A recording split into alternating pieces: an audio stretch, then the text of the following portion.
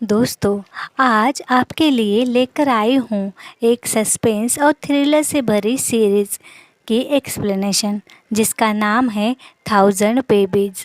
तो कहानी स्टार्ट होती है एक जंगल से जहाँ कुछ घर भी है मगर बहुत दूरी पर। एक एक घर और बीच में सब जंगल ही जंगल। एक पेपर वाला सुबह सुबह एक घर में पेपर डालता है। तभी घर के अंदर से उसे कुछ आवाज़ आती है, मानो कोई भारी चीज़ सरका रहा हो। वो देखता है घर के अंदर एक ओल्ड लेडी थी जो सीढ़ियाँ सरका रही थी। अब सीढ़ियाँ सरकाने वाली तो औरत इसे देखती नहीं। वह सीढ़ियों पर बैठकर पैर हिलाने लगती है। यहाँ लेडी दिखने में बहुत ज़्यादा डरावनी थी। उसका हुलिया एकदम पागलों सा था। ऐसा लग रहा था मानो वो कोई चुड़ैल हो। ये पेपर वाला उसे देख रहा था। तभी वो लेडी भी उसकी ओर देखती है और वो पेपर वाला डर कर वहाँ से भाग जाता है क्योंकि वो लेडी थी ही इतनी डरावनी। अब हम घर में देखते हैं वो लेडी एक रूम में जाती है। उस रूम की सारी दीवारों पर कुछ न कुछ तो लिखा है, ऐसा हमें दिखता है। तभी वो औरत अजीब सी हरकतें करती है। इधर घर के बाहर जंगल में एक आदमी पेड़ से फल तोड़ रहा था तो उसी ओल्ड लेडी के घर से बहुत ज़ोर से चीखने की आवाज़ आती है जिससे वो फल तोड़ता आदमी डर जाता है और बाद में हंसकर कहता है, क्या यार, इस बुढ़िया ने तो फिर से डरा दिया। यानी ये हमेशा का ही था। आसपास के लोगों को इसकी आदत हो गई थी। ये उनके लिए कुछ नया नहीं था। शायद वो औरत पागल ही है। अब हम देखते हैं पास ही में कुछ बच्चे जो खेल रहे थे। एक बच्चा खेलता हुआ वहाँ पर आ जाता है और उसके पीछे बहुत से बच्चे भी वहाँ आते हैं। उनमें से वो लड़के उस घर के खिड़की में से झांकते हैं तो वह ओल्ड लेडी एक टाइपराइटर साफ कर रही थी और ये बच्चे जो उसके बाहर जमा हुए थे उनकी ओर वो देखती है। बच्चे उसे देख जोर से भागने लगते हैं। अब बुढ़िया घर के बाहर जंगल में जाती है उन्हीं बच्चों को देखने। मगर यहाँ बुढ़िया बाहर आते ही अजीब सी चीज़ें होने लगती है, जैसे कि ज़ोरों से तूफान, हवा छूटती है। पेड़ों पर जो झूले बंधे थे वो अपने आप जोर जोर से हिलते हैं। ऐसा लगता है मानो वहाँ कोई है मगर वहाँ कोई नहीं था।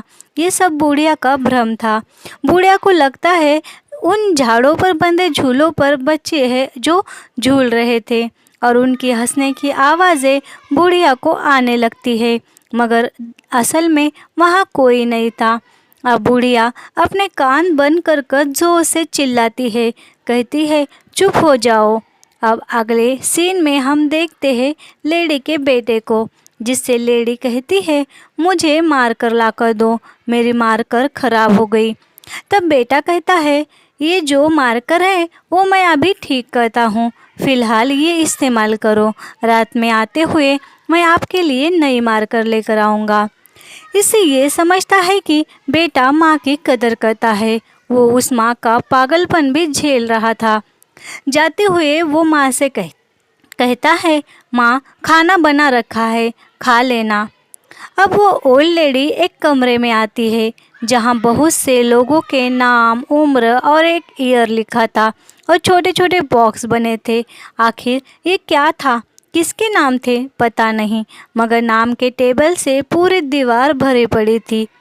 इधर हम देखते हैं ओल्ड लेडी के बेटे को जो एक लैब में काम करता है। ब्लड सैंपल्स चेक कर कर डॉक्टर्स को देता है और रिपोर्ट बनाने लगता है। अब रात में आते हुए वो दो चार दुकान पर मारकर पूछता है मगर उसे मारकर कहीं नहीं मिलती। अब वो वैसे ही घर वापस आता है तो देखता है उसकी माँ घर में अकेली बैठी है। उसने खाना तक खाया नहीं। जब बेटा घर में माँ को दिखता है तो वो पूछती है, मेरी मारकर लाया क्या? मैंने सुबह से कुछ लिखा नहीं। ये तूने खराब मारकर ठीक की मगर ये ज़्यादा देर तक चली नहीं, फिर से खराब हो गई। ये सुन बेटा कहता है, माँ, शॉप पर मारकर मिली नहीं, मैं कल लेकर आऊँगा। अभी दोबारा वही पुरानी मार्कर ठीक कर देता हूँ। अब ये बेटा मार्कर ठीक करता है मगर मार्कर ठीक नहीं होती, जिससे बुढ़िया गुस्सा हो जाती है। रूम में जाकर जोर जोर से चिल्लाने लगती है, चीखती है। ये देख बेटा घर के बाहर जाकर फिर से बाइक लेकर मार्कर लाने चला जाता है। बहुत ढूंढने के बाद उसे एक शॉप पर मार्कर मिलती है। वो थोड़ा खुश होकर घर आता है। वो घर आकर देखता है बुढ़िया एक जगह कोने में डरी सहमी बैठी थी। ऐसा लग रहा था मानो वो बहुत घबराई है। वो अब उसका बेटा उसे मारकर दे देता है। मारकर लेते ही बुढ़िया खुश होकर बेटे को रूम से बाहर हकल कर खुद लिखने बैठ जाती है। ये सब पहले एक डायरी पर लिखा हुआ था, अभी वो बुढ़िया दीवार पर लिख रही थी। मगर ये क्या लिख रही थी पता नहीं। अगली सुबह बेटा रोज के काम कर कर माँ को बाय कर घर से निकल जाता है। बुढ़िया इधर दीवार पर लिख रही थी, तभी बच्चों के चीखने की आवाज़ें उसे आने लगती है। वो आवाज़ों को इग्नोर कर कर टाइपराइटर लेकर बैठ जाती है। उस टाइपराइटर से बस 2 लेटर टाइप कर अलग अलग 2 लिफाफों में डालकर पैक करती है। अब वो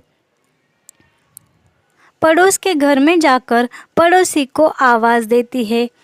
वो पड़ोसी उसे ठीक से बात करता है। वो कहती है, मुझे थोड़ा मटन ला कर दोगे क्या? मैं तुम्हें पैसे देती हूँ। वो आदमी भी हाँ कहता है और बुढ़िया उसे कुछ पैसे देकर मटन लाने भेज देती है। अब रात में जब उसका बेटा घर आता है तो माँ ने खाना बनाया ये देख वो खुश होता है। वो आते ही बुढ़िया उसे खाना परोसती है। आज बुढ़िया खुश थी, वो सज धज कर बैठी थी।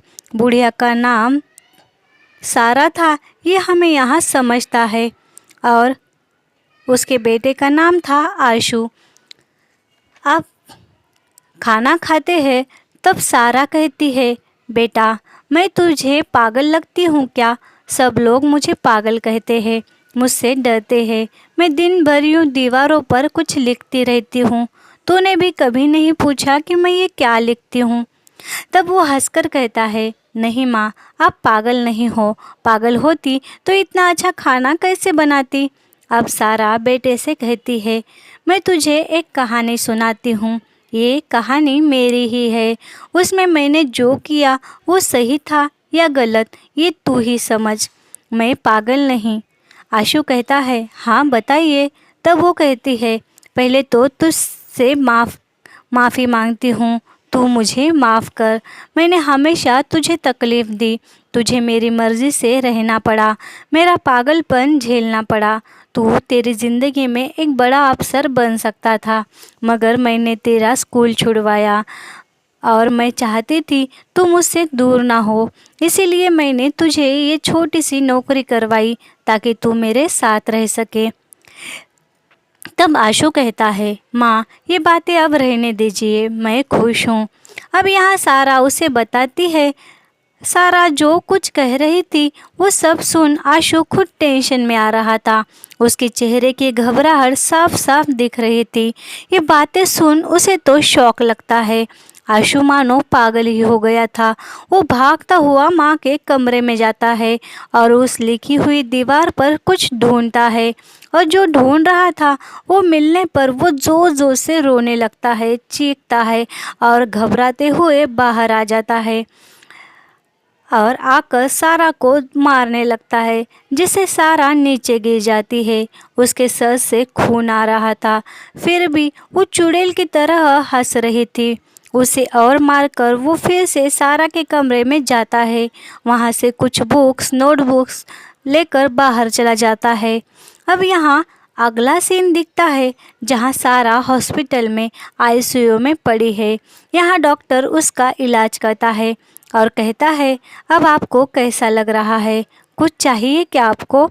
तब सारा कहती है, हाँ मुझे लॉयर और एक इंस्पेक्टर चाहिए जो ईमानदार और अपने काम को भगवान समझने वाले चाहिए। मुझे उन्हें 2 लेटर देना है। अब वो डॉक्टर उसका कहना सुन एक लॉयर और एक इंस्पेक्टर को वहाँ ले आता है। तब सारा उनसे कहती है, मैं सीढ़ियों से गिर गई थी जिससे ये चोट आई। अब सारा उन्हें 2 लेटर देती है और कहती है, ये लेटर जज तक पहुंचाना। अब यहाँ से ये दोनों पड़ोस वाले से पूछताछ करते हैं। ये वही पड़ोसी था जिससे सारा ने मटन मंगवाया था। ये मिश्रा अब पुलिस वालों से बातें करता है। तब मिश्रा कहता है, इनका पति इनके साथ नहीं रहता, बेटा था मगर वो भी कहीं मिसिंग है फ़िलहाल। अब इंस्पेक्टर आदित्य वो लेटर लेकर थाने जा रहा था, मगर वो गाड़ी में ही लेटर को पढ़ने लगता है। लेटर पढ़ वो भी शॉक हो जाता है और उसकी आंखें खुली की खुली रह जाती है। वो अपने बॉस को वो लेटर दिखाता है, जिसे पढ़ उसका सीनियर भी शॉक होता है। अब यहाँ ये लेटर पढ़ सीनियर कहता है, ये लेटर जज तक नहीं जाना चाहिए। और इधर वो लॉयर जिसके पास दूसरा लेटर था, वो जज को वो लेटर देता है। तब तक यहाँ आदित्य और सीनियर वहाँ आ जाते हैं। यहाँ जज भी वो लेटर पढ़ लेता है। अब इस लेटर में जो भी राज था वो बाहर ना आए, ऐसा इन तीनों को लगता है और ये उस लेटर को छुपाने का सोचते हैं। मगर क्यों, क्या था उस लेटर में, हमें ये अभी पता नहीं चलता। अब यहाँ ये जज और पुलिस के पास जो लेटर था वो सेम ही था। इसमें माँ सारा ने अपने ड्यूटी का कन्फेक्शन लिखा था। सारा एक नर्स थी, इतना ही यहाँ पता चलता है। बाकी ये लोग क्या छुपा रहे हैं ये तो सस्पेंस ही है। अब आदित्य यहाँ सारा के पास आता है उसे क्रॉस क्वेश्चंस करने। तब सारा उसे घर लाती है और रूम में ले जाती है। रूम में जो दीवारों पर लिखा था वो सब आदित्य को दिखाती है। ये देख आदित्य तो शॉक होता है और सीनियर से कॉल पर कहता है, सारा ने उस लेटर में जो लिखा वो सब सच है। अब सीनियर भी शॉक हो जाता है, मगर ये क्या था यहाँ पता नहीं चलता। और कहानी जाती है 12 साल बाद, जहाँ एक केस आता है। बेटा जो मिसिंग था वो कभी भी मिला नहीं। मुझे लगता है सारा का बेटा कहीं तो गायब हो गया, यानी भाग गया। अब ये केस उस केस से जुड़ा है ऐसा लगता है। अब ये जो मर्डर केस आया था वो दूसरे थाने में आता है।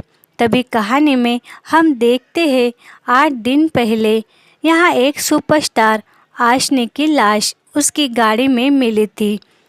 उसे किसने मारा यही ये लोग ढूंढ रहे थे। तब उन्हें सारा वाला केस इस केस से जुड़ा होगा ये लगता है। आगे सारा के केस में क्या था ये अब तक पता नहीं चला हमें। यही सस्पेंस लिए कहानी में आगे हम देखते हैं। ये सुपरस्टार थी आशनी जिसकी मौत हो गई। ये सुन उसके फैंस को तो बहुत बड़ा झटका ही लगा। यहाँ इसका मर्डर किसने और क्यों किया होगा ये ढूंढने के लिए इंस्पेक्टर अजय को बुलाया जाता है। अजय इन्वेस्टिगेशन करता है तो उसे पता चलता है आशनी का पति वो भी समर भी एक राइटर है। उसने लिखी सारी फिल्में लगातार हिट हो रही थी। दोनों का भी करियर आसमान छू रहा था। ये दोनों का निजी ज़िंदगी भी बहुत खुशियों से भरी थी। किसी बात की कमी नहीं थी। पैसा, दौलत, शोहरत सब था इनके पास। फिर आशनी को किसने मारा होगा। अब यहाँ आशनी की लाश को पोस्टमार्टम के लिए ले जाया जाता है, मगर फैंस पोस्टमार्टम से इनकार कर रहे थे। यहाँ आशनी के पोस्टमार्टम से पता चलता है कि उसका मर्डर ही हुआ है और मर्डर बड़ी चालाकी से किया गया था। उसके दिल में ठीक वही छेद किया गया जहाँ से ब्लड लीक हो और वो मर जाए। आखिर एक मर्डर किया किसने, कोई आम इंसान तो कर नहीं सकता। ये बात पता चलती है।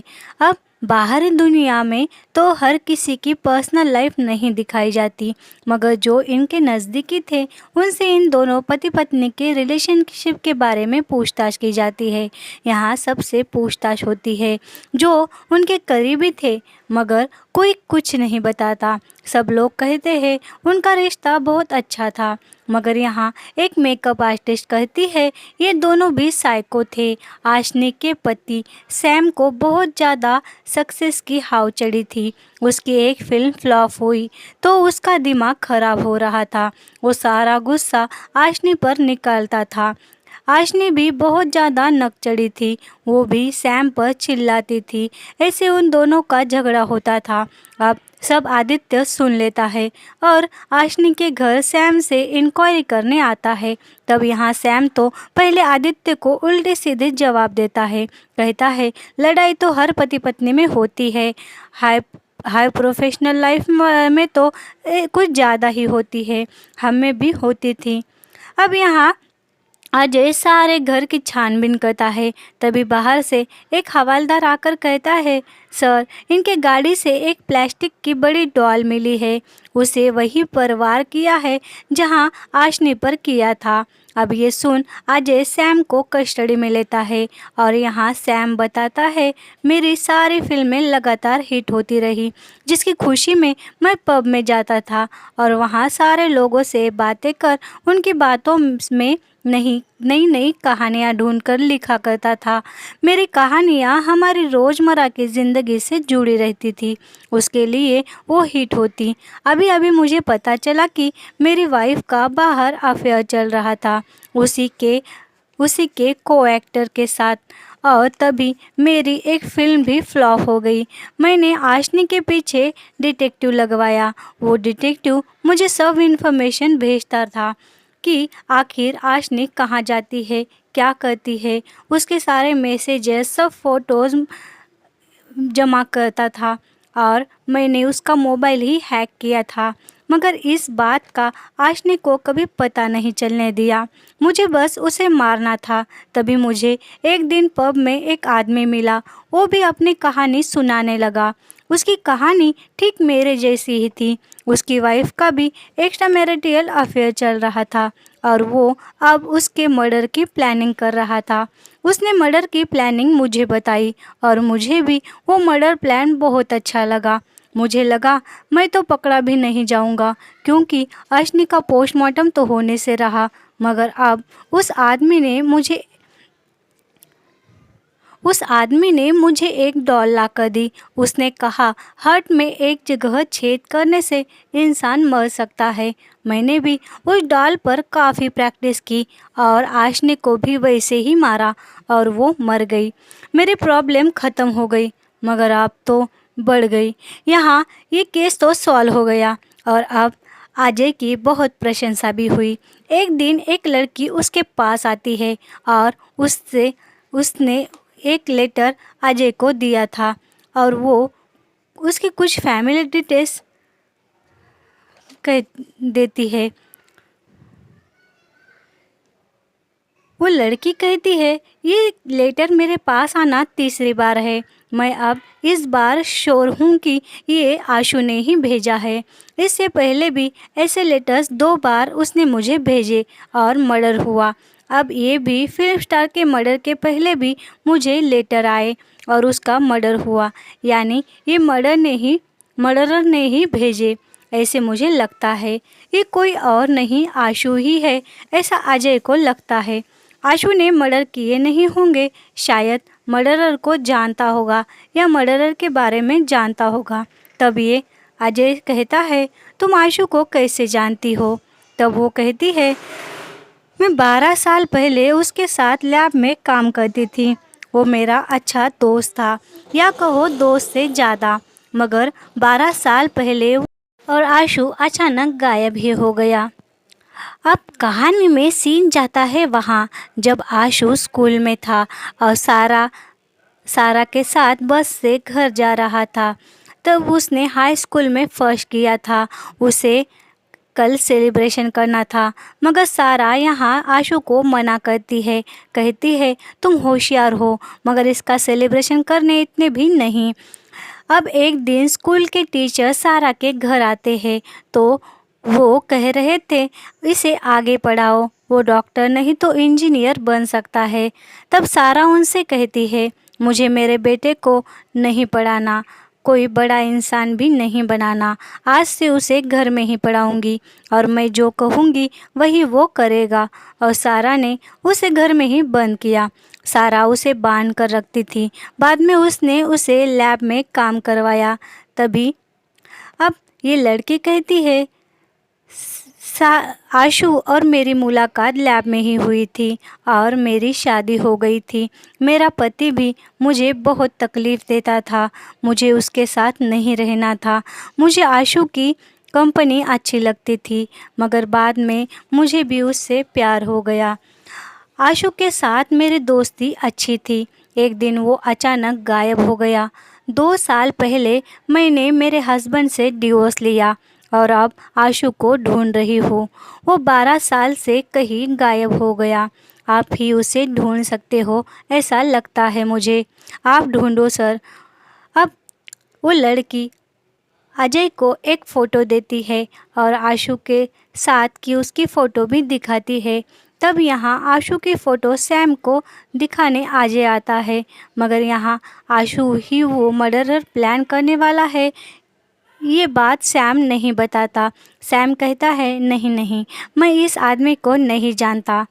अब यहाँ इंस्पेक्टर अजय उन स्टार्टिंग वाले इंस्पेक्टर, जज और लॉयर से मिलता है जिनके पास सारा का लेटर था।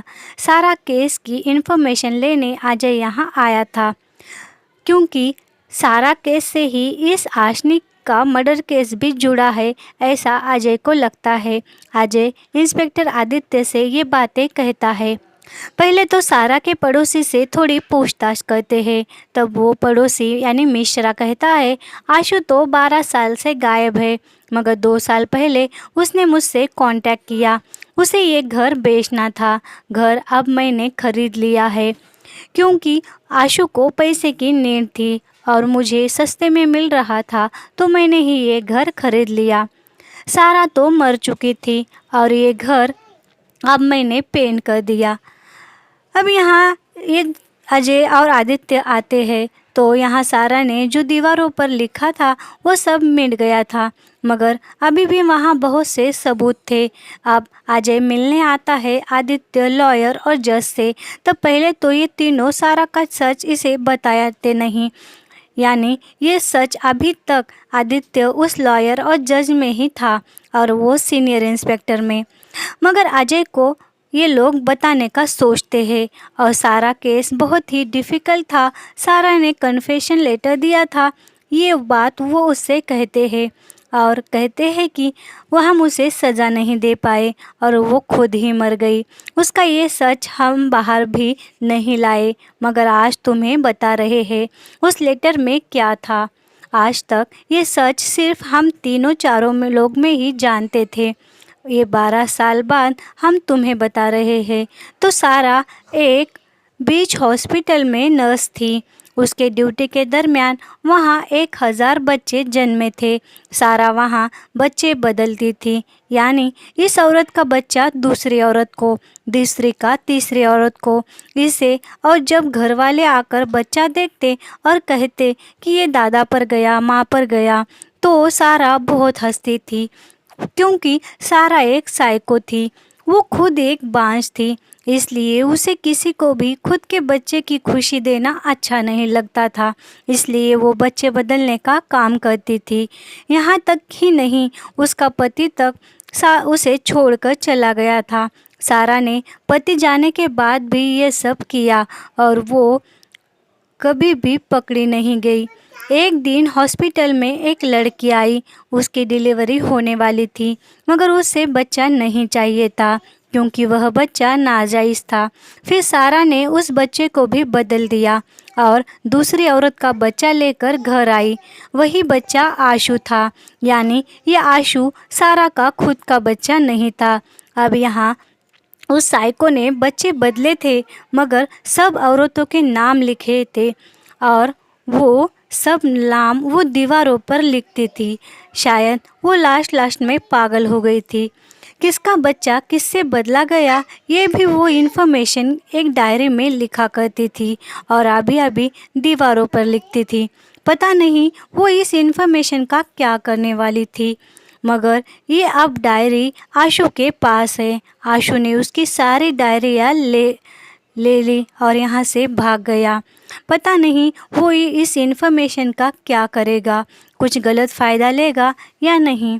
ये इन्फॉर्मेशन लीक हो गई तो सब अफरा तफरी मचेगी और वो हॉस्पिटल भी बदनाम हो जाएगा। अब कुछ दिनों बाद अजय की वाइफ की डिलीवरी होने वाली थी, तो खुद वो भी डर रहा था कि बच्चा बदली ना कर दे कोई। अब यहाँ वो औरतों पे और नर्स पे बहुत ज़्यादा ध्यान देता है, तो वो सोचता है मैं खुद इतना डरा हुआ हूँ, अगर आम लोगों में ये बात फैल गई तो कितना कितना कुछ बदल जाएगा। अब कुछ दिनों बाद इसी केस पर काम करते हैं, इसके लिए कुछ अफसर चुनते हैं और इसमें सिर्फ इन 4 लोगों को ही बताया जाता है कि ये सारा केस आखिर था क्या। बाकी दूसरों को सिर्फ आशु को ढूंढने का काम दिया जाता है। अब यहाँ विनोद, जो अजय का जूनियर था, वो भी यहाँ ज्वाइन होता है। वो भी होशियार था। ये लोग सारा के घर से सबूत ढूंढते हैं, मगर वहाँ उन्हें कुछ नहीं, और इनका एक ही काम था, आशु को ढूंढना। अब ये लोग आशु को ढूंढते हैं। अब ये लोग पता लगाते हैं कि आशु के ओरिजिनल माँ बाप कौन थे। ये ढूंढते हैं और जल्द ही उन्हें पता चल जाता है और बाद में पता चलता है कि वो अभी बेंगलोर में है। वो दोनों भी प्रोफेसर थे। अब ये लोग उनके घर जाते हैं, उनसे कहते हैं सर हम आपके स्टूडेंट्स थे, और बातों बातों में वो उनके बच्चे के बारे में पूछते हैं। तब ये लोग कहते हैं हाँ मेरी बेटी थी, मगर अब वो ज़िंदा नहीं। उसका नाम रेणुका था। मात्र 31 साल की उम्र में उसकी मौत हो गई। शादी भी नहीं हुई थी उसकी, हार्ट अटैक से मर गई। अब ये लोग रेणुका के डेथ की असली वजह ढूंढते हैं कि आखिर वो क्यों मरी, कैसे मरी। अब यहाँ हॉस्पिटल में पता चलता है कि रेणुका ड्रग्स लेती थी और ड्रग्स के ओवरडोज से उसकी मौत हो गई। माँ बाप ज़्यादा रिस्पेक्टेड पर्सन थे, इसीलिए ये बात सबसे छुपाई गई और ये ड्रग्स वाली बात वहीं दबाई रखी गई ताकि उनकी बदनामी ना हो। अब ये लोग वहाँ आते हैं जहाँ से रेणुका का डेथ सर्टिफिकेट जारी किया गया। यहाँ इन्हें तो अलग ही इन्फॉर्मेशन मिलती है। यहाँ पता चलता है कि रेणुका ने जो ड्रग्स लिया था वो ड्रग्स मार्केट में आया भी नहीं था, और वहाँ की आईपीएस कहती है हमने ये बात किसी को नहीं बताई, क्योंकि अगर नए ड्रग्स वाली बात सबको बताते तो उस ड्रग्स का भी मार्केट तैयार हो जाता और ये हमारे देश के लिए खतरा ही बनता। इसीलिए हमने उस ड्रग्स वाली बात को छुपा कर ही रखा। अब ये क्वेश्चन अजय को सताता है कि आखिर रेणुका को वो नया ड्रग्स किसने दिया और किसने रेणुका को मारा होगा। और ये आशु इंस्पेक्टर आदित्य और अजय को मिलेगा या नहीं, ये हम देखते हैं अगले पार्ट में।